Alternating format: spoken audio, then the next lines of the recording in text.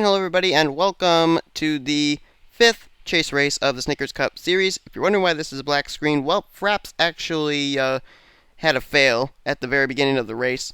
Failed to get the introduction of Danny Wells, who helped me to co-commentate this race and everything, and a little bit of the pre-race stuff, so just wanted to let you guys know that that is why we are going to be starting this race like right in the middle of the pre-race stuff, but hope you guys enjoy. Me and Danny Wells bringing you the Advocare 500 at Atlanta Motor Speedway.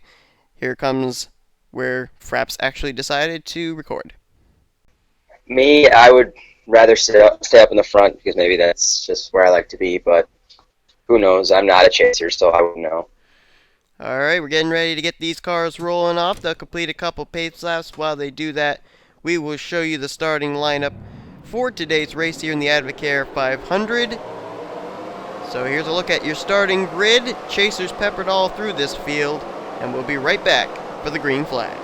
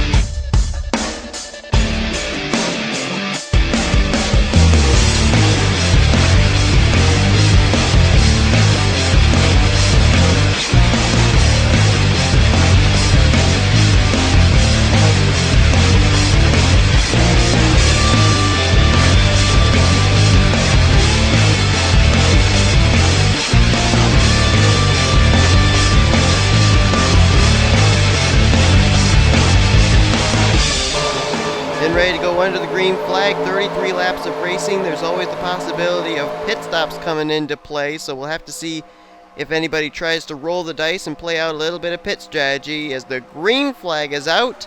How long do you think it's going to take him to get 3 wide? Very quick. I wouldn't be surprised if that guy in third would make a move for 3 wide, maybe. Gonna have to see. Here's their double wide right now. A lot of people haven't gone to victory lane yet this season up here at the front. Avotas, DeMarco, even Galligan there in the 21. Big opportunity because a lot of times we focus on the chasers, but the non-chasers have something to prove as well. Yep, here they go. Galligan trying. Oh, no, Avotas fell back a little bit. Yeah, he did. Looks like Galligan's going to get stuck in the middle, and there's the 3 wide we were talking about. Didn't take him long. Not at all.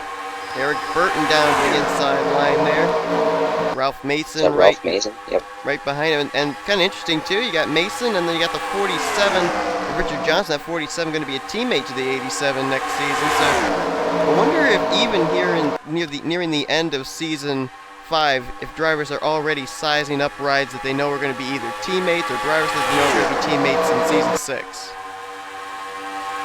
Possibly, but McLeod already is starting 15th, already up in the lead already. Yeah, McLeod really has been flying since the green flag dropped, and this is a big opportunity for him, too. He's a 3-time winner this season. He's 5th in the points, and we can't say he's had an ideal start to the chase. He's kept himself there in contention, but really is trying to get some good momentum going, and our first caution's out. Ooh, this could be trouble. It could indeed. I'm trying to see what chasers are up at the front right now. I see McLeod, I see his teammate Dylan Poteet. So we know they weren't involved, but took a spin on the back straightaway. And it was Matthew Rodriguez in the 14.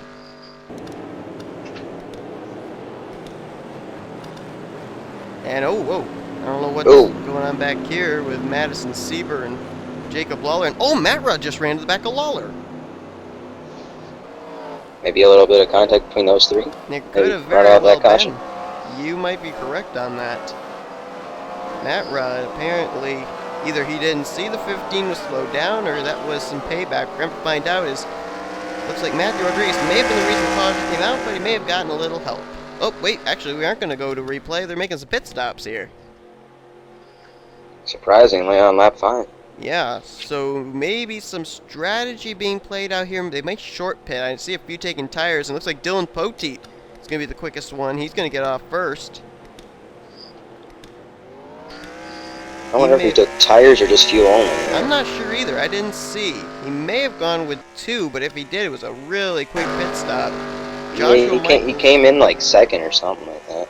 Michaels gets out second. Barney Ward is third. McCurry fourth, and then Ralph Mason comes out fifth. Then it's DeMarco, Rogers, Vedaravu, Eric Burton, and Austin Ogo. And the guy who came down first on pit road, James McLeod, he's 11th leaving pit road, so definitely everybody went with different strategies. Yes, I believe McLeod went for 4. We're going to have to see what's going to happen here. Yeah, I think you're right. I think Pote may have only gone with a fuel-only strategy because he was out way ahead of everybody else. We'll see how that's going to help him here when we get ready to go back to green. We got to see what put us under our first yellow of the day. Let's take a look at a replay. Fortunately, this was at the rear of the field, but you were talking about the 15, 33, 14 making contact. It was the 33 and the 14 of Madison Sieber and Matthew Rodriguez off turn 2. Definitely, it looks like it was just a 15, which is back there from the start of it, so. I think, there was actually contact between the 55 of George Roque and the 33 of Madison Sieber, and then they went up into Matthew Rodriguez. And I almost wonder if maybe when Matt Rod ran to the back of the 15, he might have been taking out his frustration. He might have been taking out his frustration on the 55's teammate. Oh, well, you saw Madison Sieber got turned down to the inside wall there. Yep, she got a piece of that inside wall, too, with the left front. Lawler, I don't know if he got the wall or not, but we do know that he got ran to the back of by Matthew Rodriguez, but obviously a heartbreak for Matthew Rodriguez, but a little bit fortunate that our first caution ended up coming out with drivers at the rear of the field rather than a big wreck up at the front. Yes, definitely. We're under our first caution of the day. Drivers made pit stops. Let's see what the different pit strategies they're going to be able to do when we go back to green. Don't go away. Getting ready to go back to green flag racing. Dylan Poteet out in front looking for his second win of the season. And Dylan Poteet right now, this is definitely something that he needed. He's 11th in the point standings, and looking at the total points that he's behind, it's a total of 56 points out of the points lead. So if Poteet's going to get anything going to try and battle for the championship, it's got to happen pretty much here today. Yeah, definitely. A win would really help him out here. Behind him, starting in the second position, is Joshua Michaels, still looking for his first win. His best finish, as I recall, came back in the Coke 600 at Lowe's. Then you got Barney Ward, another driver in the same boat as Dylan Poteet, mired way down in points, 10th in the standings. He's third. Anthony McCurry, 8th in points. He is in 4th. 5th place is going to be Ralph Mason. Rest of the top 10, basically, we told you when they came up pit road. Alex DeMarco, Jake Rogers, Roja Vidarvo, Eric Burton, and Austin Ogo. Finding the rest of the chasers, James McLeod is 11th. Adam Chambers is up to 12th. Sean Henley is in 15th place. Going further back, we find Cole Daly in 22nd. Mary Cole back in 23rd. And then you go back here to Aaron Williams Jr. in 28th place. And then even further back, John Cittadino in 32nd. And then there's Hayden Klein, the final driver in the chase that's running the worst, currently in the 36th position. As we're back to green. Another thing with Poteet up there is he's got guys that are 10th and 8th in points up there, and if he wins the race and they finish up there, not going to gain much on them.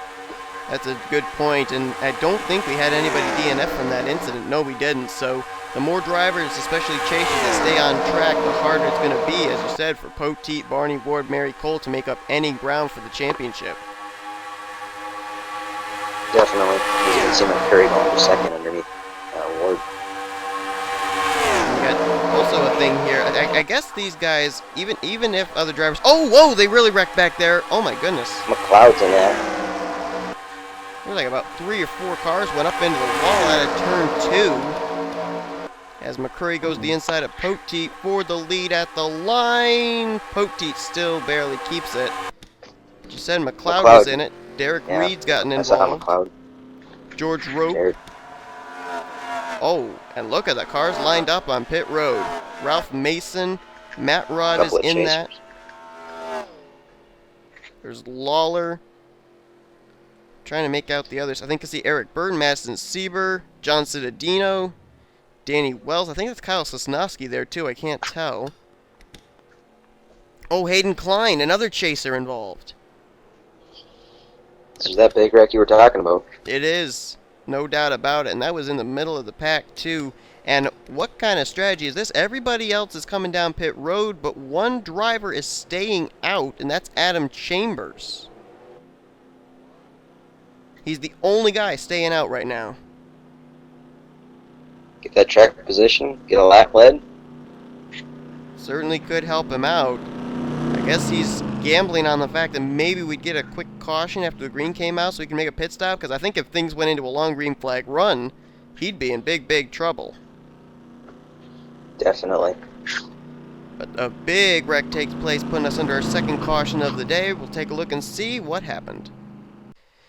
And here's the reason for our second caution coming out. They were 4 wide between Chambers, Ogo, Eric Burton, and Ralph Mason. They've got room here for 3 wide. 4 wide, not really. Yeah, you can see he just make contact to slap the racetrack and hit the wall. And brings a bunch with him. Yeah, I mean, really nothing Mason could do. Eric Burton was just coming up into him. There they go into the fence, and they're going to come right down in front of Jake Rogers, in front of McLeod. Guys on, it's just on those from guys there. on the high side just know where to go. Oh, man. McLeod nailed Jake Rogers there. And then he slams the outside retaining wall. And I don't know how these guys are able to see through the smoke screen either.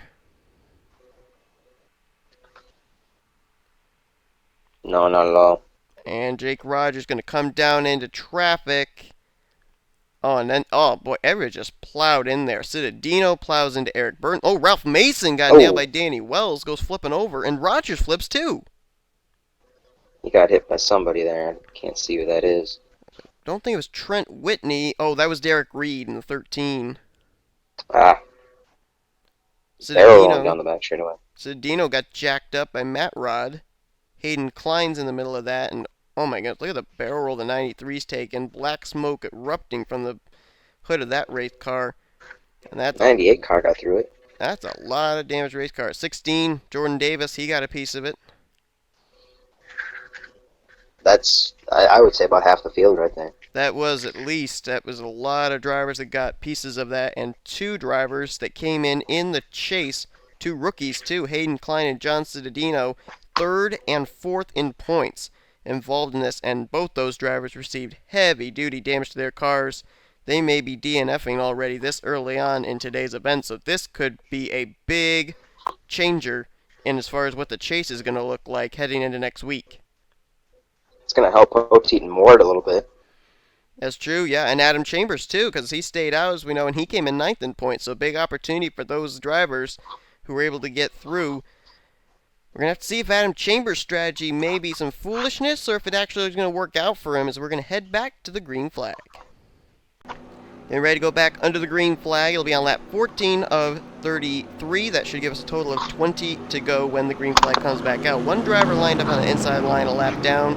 That I believe is the 15 of Jacob Lawler. That is indeed the case.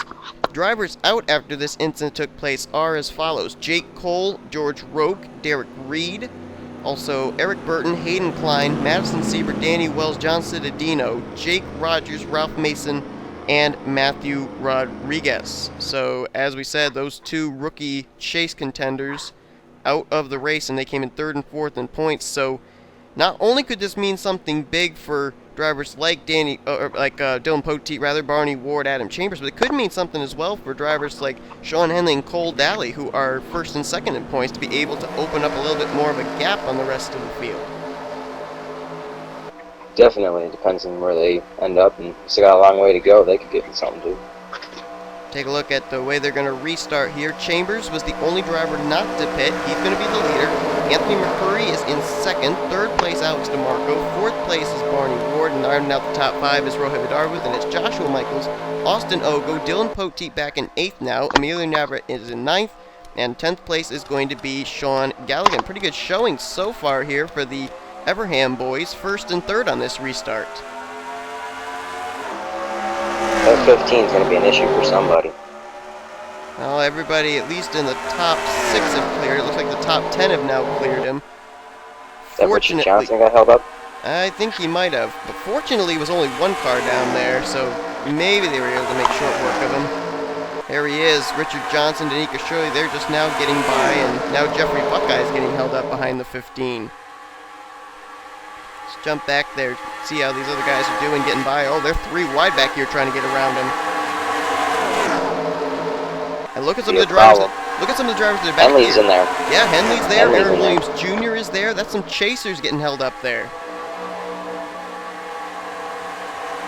Looks like everybody somehow, some way. Oh my goodness. I'm surprised McLeod's still in this race. Lawler nearly got into Mary Combe. Where is McLeod? Oh, there he is. Just Wow. ahead of him. You're right. He is still in this race. That surprises me because he jacked up and T-boned the 93 of Jake Rogers. 26th place right now, but with what we've seen here with how wrecks are able to occur... Oh, Barney Ward took the lead, but as wrecks occur, a lot of drivers could DNF, and even with a wrecked race car, you can come away with a decent finish. Definitely.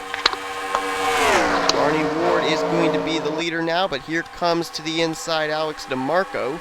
And there's Emilio Navarrete looming right back there, too. He's a former Snickers Cup Series winner, won at Indianapolis. He could be trying to go for his second win of the season. Definitely. You know, it's interesting. Usually when we come to any track, we usually talk about the run off turn 4. Navarrete got a big run coming off turn 4 via the low line. So apparently there's a lot more speed down low here at this particular track. Seems to be the case at many tracks. DeMarco out in front. He's trying to become the second Everham Motorsports driver to win this season. The only one to win so far is Adam Chambers. And here comes Emilio Navarrete. He has got one fast machine. I think he restarted this race back in the 9th position, and already he's up to the lead. Got one good piece on him there. Big question right now, I think, on everybody's mind on pit road is what is the 43 going to do with Adam Chambers? He's still back there in the 8th position. But keep in mind, everybody else came down pit road on that second caution, or a third caution, whichever caution it was. Chambers did not. So I honestly don't think he can make it the rest of the way, but the question is, are they going to try and save fuel and stretch it? That could be a possibility, but if we go all the way through, that could be it. Oh, there's our answer. No? So Adam Chambers, Whenever you talk about something. he gives up the 8th position, spot in the top 10 to pit. And now the question is, can the rest of these guys make it on that stop they had back on lap, I think it was 19? Or no, it wasn't, it was lap 17 when they made that pit stop. Can they make it the rest of the way? 'Cause they're going to put Adam Chambers a lap down. That's a tough break there for Chambers and Emilio Navarrete. Nobody's been able to challenge him, but here comes Dylan Poteet. He and Navarrete restarted around each other, and now Poteet's back up to second. Trying to capitalize on those other big-time chasers having problems. And I'm pretty sure Dylan Poteet, with where he restarted, he probably went with the 4-tire strategy on that last pit stop, so he is catching Emilio Navarrete, and this is a big opportunity for Poteet here because not only do you have that opportunity to be able to win and pick up the valuable points there, but you also get the 5 bonus points, which when you get to Zen Joltis, if it comes down to it, they could be the key to whether you're going to be the champion or second in points. That means everything. It could be a point, it could be tied. Navarrete. And Navarrete. And DeMarco. We've got pit stops going on here again with 10 laps to go. So now the question is, who's going to have the best strategy, and will this thing go green to the end? Oh, there's Jacob Lawler there in the slow car. Looks like Poteet's going to make pretty quick work of him. As it looks like Poteet may be slowing down to come down to pit road this time. Yes, he is. Poteet's going to dive to pit road now. Richard Johnson's coming down. Dylan Young. Here comes Zach Campbell. Oh, wow, it's feeding time at the zoo on pit road. Definitely. Everybody is on pit road. Henley just completed his service, the points leader. And I don't know after all this who's going to cycle around to be the leader. Could it be Chambers? I don't know. They put him a lap down. I don't know if he'd be able to turn fast enough lap times to be able to get back to the lead. He's 22nd right now. Yeah, and he's passing all those guys right now. follow the 43, see if he crosses the stripe this next time around. He's got to catch up to drivers like Poteet and Emilio Navarrete, drivers who were up at the front of the field. Navarrete's just ahead of him right now. I think Emilio Navarrete could maybe cycle around as the leader. Depends on where Poteet and them come out of pit road. There's Poteet coming onto the track. Navarrete is ahead of him, so it will be Emilio Navarrete who is going to be the leader. I do believe when this thing cycles around, is when they hit the stripe. When they hit the stripe, we're going to have 8 to go. And let's see if we get the official word of Navarrete in the leader. Yes, he is. Emilio Navarrete after green flag. Pit stop, cycle around. He is back out in front. You're going to get a challenge here from McCurry here. McCurry is in second place. Chambers, I believe he's now up to third. Fourth is DeMarco, and Poteet now is in fifth after the pit stop. Let's try and find out where our points leader is. Wow, 28th place right now for Sean Henley. That's not exactly where he wanted to be. And we know that he pitted, I think, 1 lap earlier than Dylan Poteet did. Sorry about that little break, guys. My sister walked in. Danny, what were you saying about Henley? Henley being back there is just not going to help him out, but it's going to really help out Poteet and others that are up there towards the lead. Another driver we haven't talked about, second in points, Cole Daly. Well, he's up here in the thick of it, 19th right now, in a battle with Galligan and Buckeye, and just ahead is Trent Dunham. So he's doing slightly better, and he came into this race only 8 points behind Sean Henley. And with Henley running where he is, possibly, would be Cole Daly who would be the new points leader because of the tough luck that's been had by Hayden Klein and John Cittadino and James McLeod, 3rd through 5th in points. He could be, not for that, if he stays on the high side like that. He's losing spots back there. He is, you're right. That's not a good thing. It looks like it's now a 3-car battle for the lead. Navarrete, Chambers, and Anthony McCurry. And how about Chambers? Coming up here at just the right moment after that pit strategy, and he could close the deal here with what could be a rather radical pit strategy. That strategy works out for him today. Now the big question is he going to have to pit here in the closing stages? Because we do know that he ended up pitting probably about 6 laps after everybody else did on our latest caution.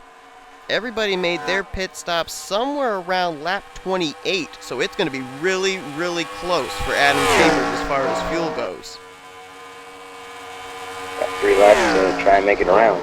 And I'll tell you, Chambers doesn't look like he's holding anything back either. If I were him, I'd be trying to save some fuel. He's opened up a gap between himself and now second place Anthony McCurry. He really checked out there for a moment. Navarrete all the way back now in 3rd after losing 2 spots in the last 4 or so laps. Poteet still is in 4th, and 5th place is Alex DeMarco. Right now, it's pretty smooth sailing for Adam Chambers, and it still doesn't look like he's saving any fuel. He's still hitting around 210 miles an hour before he gets into turn 3. Full speed right now, and he's not pitting out. He's not going to pit, and the white flag is out. Can he make it around one more time? About 15 car lengths in hand before you get to a possible brewing battle between Anthony McCurry and Emilio Navarrete for second. Chambers, I think, could pretty much coast if he wanted to down the back straightaway. For sure. Through turns 3 and 4 for the final time. 9th in points coming into today's race. And he's a 2-time winner this season in the Snickers Cup Series. Adam Chambers wins the Advocare 500 at Atlanta. Strategy worked. And that's big for Dodge, too, because there was a big question on whether Dodge was coming back in Season 5, and to have 2 wins with that 43 team, that's got to be pretty big for them. And Adam Chambers, especially with the trouble that a lot of chasers had today that were up ahead of him in points, this could really put him right back in the title hunt. And Chambers has been here before, too, because Chambers is a former Snickers Cup Series champ, so you never know what Chambers could be planning on the next few races. But a great win for him, though. So Adam Chambers, his second win of the season. As always, we're going to show the official top 10 results. Anthony McCurry, another chaser, who came in 8th in points, a nice runner-up spot for him, so this may move him up in the standings. Emilio Navarrete, who was one of probably the 3 dominant cars of the day, it was probably him, Poteet, and possibly James McLeod there at the beginning. He's going to get 3rd. How about Poteet in 4th and DeMarco in 5th? And those are drivers right there with Chambers, McCurry, and Poteet, who came in 8th, 9th, and 11th in points. And with what we saw happen today here, with lots of drivers getting involved in wrecks, not having pit strategy work out, those 3 could have very well just now put themselves back into mathematical competition for the championship. I just saw down there in 10th place. Aaron Williams Jr. got himself up to top 10. Yes, he did. And Mary Cole got herself up to 8th place. I think those 2 were somewhere behind that huge pile that took place out of turn 2, so that was great recovery for them. And how about, as a whole, the Everham boys? 1st place for Chambers, 5th place for DeMarco, and Zach Campbell, the 3rd car, got 9th place. So top 10 runs for all the Everham boys. 9th for the 9 car. Seems appropriate. Dylan Young, he was in the 7th position, and as we said, Mary Cole in 8th. Oh, and Richard Johnson as well in the 47. Nice run for him in 6th place there for the JTG Daughtery boys. So a lot of surprises up here in the closing stages that finished in the top 10. Definitely. Let's take a look and see now the drivers that didn't exactly have the best of days as far as chasers. Austin Ogo, he's going to be 13th. Not that bad a run for him. Barney Ward, who was up inside the top 5 for a majority of the day, he's going to come away with 18th place.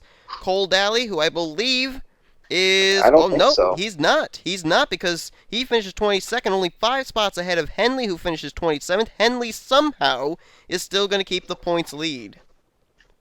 By about 3, I think. Somewhere about that, yeah. Let's see. Not certain what the exact total is going to be, because we don't know how high Chambers is going to come up in the standings after his win, but still, Henley, I believe, is going to be the points leader.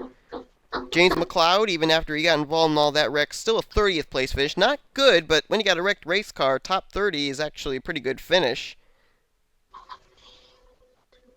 And then the 2 drivers that were in the chase that DNF, 36th and 39th for Hayden Klein and John Citadinos. So Atlanta, not really a lot of wrecks. We did have that one wreck, which is definitely going to come into play, but really a relatively good green flag race at the end there, and definitely Atlanta, no doubt about it, it's going to be a big factor in this chase.